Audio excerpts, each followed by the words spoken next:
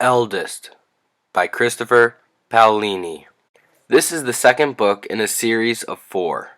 First is Eragon, then Eldest, then Brisingr, and then last of all, Inheritance. This is a story about a farm boy who finds a rock.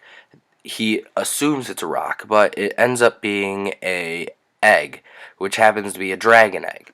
So he then becomes a dragon rider in the first book, and he improves his training and goes on adventures and travels around to find the other species of this time that are dwarves, urgles, elves, humans, and dragons. So there are only 2 dragons left in the entire world, and one is the king of the realm, and he is a ruthless king named Galtrabrax. In the start of the book Eldest, he is with all the dwarves who had just had a big battle against the Urgles, who were trying to eliminate the dwarves and the rest of the Varden, which is a group that is trying to overthrow King Galtrabrax. After this battle, though, Eragon realizes that he needs to complete his training, and the only way he can do this is by finding the elves who have been in hiding. And so he starts off this book by going with one elf, that's the only elf they know of, and a couple dwarves to go to the city of the elves.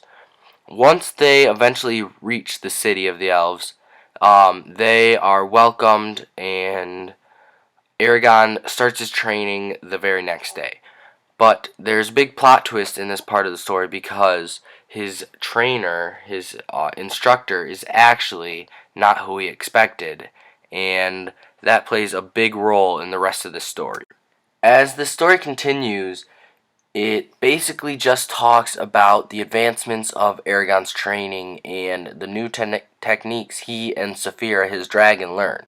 While Eragon is with the elves, his lifestyle changes completely, and a very unexpected event occurs at this big celebration that changes Eragon himself completely. The genre of this book is fiction and fantasy. My favorite part about this book is that it's very exciting and never gets boring, so you are always entertained and never want to stop reading. In this story, there are a couple main characters. First of all, there's Eragon, the main character. Then there is Roran, who is Eragon's cousin. There's also Ira, who is an elf, and his teacher, who I will not say because that is a big, important part of the story. My favorite part of the story is to follow along with the characters as well as figure out all the new techniques Eragon learns and the new tricks with magic, because that is very interesting to me. So, I suggest this book to anyone who enjoys fantasy books and who gets bored really easily while reading, because in this book you never really get bored and it keeps you entertained.